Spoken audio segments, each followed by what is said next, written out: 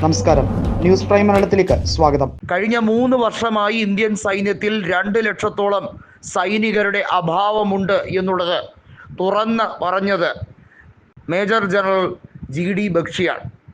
ഉടനെ തന്നെ സംഘപരിവാർ ഹാൻഡിലുകൾ അദ്ദേഹത്തിനെ രാജ്യ വിരോധം തലയ്ക്ക് പിടിച്ചോ പ്രായമായപ്പോൾ എന്ന രീതിയിലേക്കൊക്കെ അതിനെ വളച്ചൊടിക്കാൻ തുടങ്ങി. യാഥാർത്ഥ്യമാണ് അദ്ദേഹം പറഞ്ഞത്. വളരെ പ്രകോപിതനായി ക്ഷുഭിതനായാണ് അദ്ദേഹം പഹൽഗാം ഭീകരാക്രമണവുമായി ബന്ധപ്പെട്ട സമയത്ത് അദ്ദേഹം ഇന്ത്യൻ സൈന്യത്തിന് ഇപ്പോൾ ചില അപാകതകൾ ഉള്ള കാര്യം തുറന്നടിച്ചത്. തൻ്റെ കാലഘട്ടത്തിനെക്കുറിച്ചും എത്രത്തോളം വിജിലൻ്റ് ആയിരുന്നു എന്നുള്ളതിനെക്കുറിച്ചും വ്യക്തമാക്കി കൊടുക്കുകയാണ് ചെയ്തത്. ഇന്ത്യൻ സൈന്യത്തിന് എവിടെയെങ്കിലും ശോചനീയ അവസ്ഥയുണ്ടെങ്കിൽ അത് പരിഹരിക്കപ്പെടേണ്ടതാണ്. അതിനാണ് ഈ രാജ്യത്ത് ബജറ്റ് അവതരണത്തിൽ ഏറ്റവും വലിയ പ്രാധാന്യം കൊടുക്കേണ്ടത് എന്നുള്ളത് തുറന്നു പറഞ്ഞു.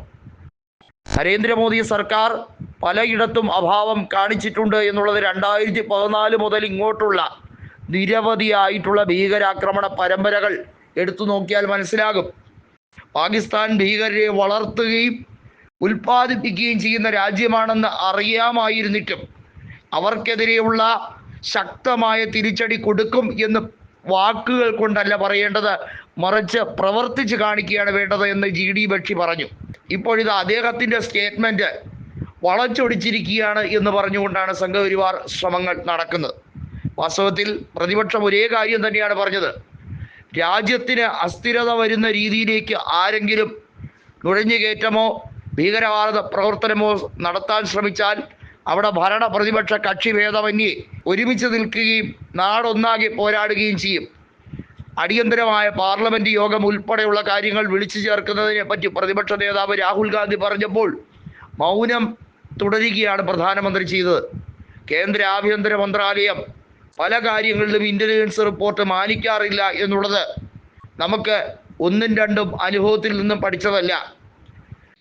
വയനാട് ദുരന്തമുണ്ടായ സമയത്ത് അമിത്ഷാ പറഞ്ഞത് ഇന്റലിജൻസ് റിപ്പോർട്ട് ഉണ്ടായിരുന്നു, അത് നിങ്ങൾ എന്താണ് പാലിക്കാത്തത് എന്നാണ്.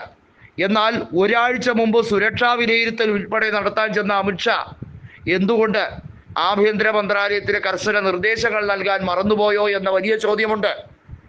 അവിടെ വിന്യസിച്ചിരിക്കുന്ന അവിടുത്തെ സൈനിക വിഭാഗത്തിൻ്റെയും അവിടുത്തെ ആഭ്യന്തര മന്ത്രാലയത്തിൻ്റെ കീഴിലുള്ള പോലീസ് സുരക്ഷയുടെയും നടപടിക്രമങ്ങൾ എല്ലാം കൈകാര്യം ചെയ്യുന്നത് കേന്ദ്ര സർക്കാരാണ് എന്നിരിക്കെ വലിയ തോതിൽ ഒമർ അബ്ദുള്ളയെ ചർച്ചകളിൽ നിന്ന് ഒഴിവാക്കാൻ ബോധപൂർവം ശ്രമിച്ചത് എന്തിൻ്റെ പേരിലാണ്?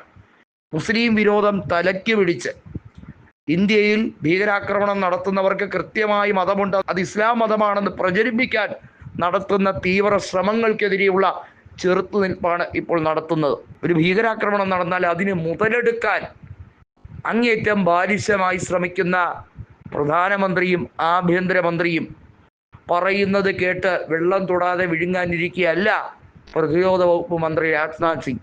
അതുകൊണ്ടാണ് നാളിന്നേ വരെ പ്രതിരോധ മന്ത്രി എന്ന രീതിയിൽ രാജ്നാഥ് സിംഗ് ഇന്നേ വരെ നിലപാടുകളൊന്നും വ്യക്തമാക്കാത്തത്. അദ്ദേഹം അന്താളിച്ചു നിൽക്കുകയാണ്.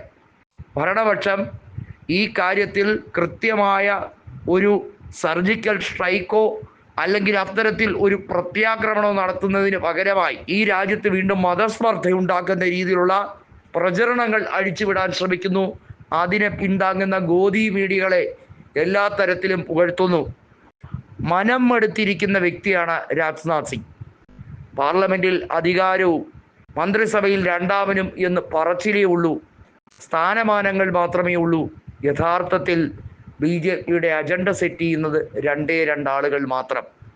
ദേശീയ അധ്യക്ഷനെ തിരഞ്ഞെടുക്കുന്നതുമായി ബന്ധപ്പെട്ട കാര്യത്തിൽ അഖിലേഷ് യാദവ് വിമർശിച്ചപ്പോൾ പോലും നിങ്ങളുടെ പാർട്ടിയെ പോലെ അല്ലല്ലോ, കുടുംബ പാർട്ടി അല്ലല്ലോ ഞങ്ങളുടേത് എന്നാണ് പറഞ്ഞത്.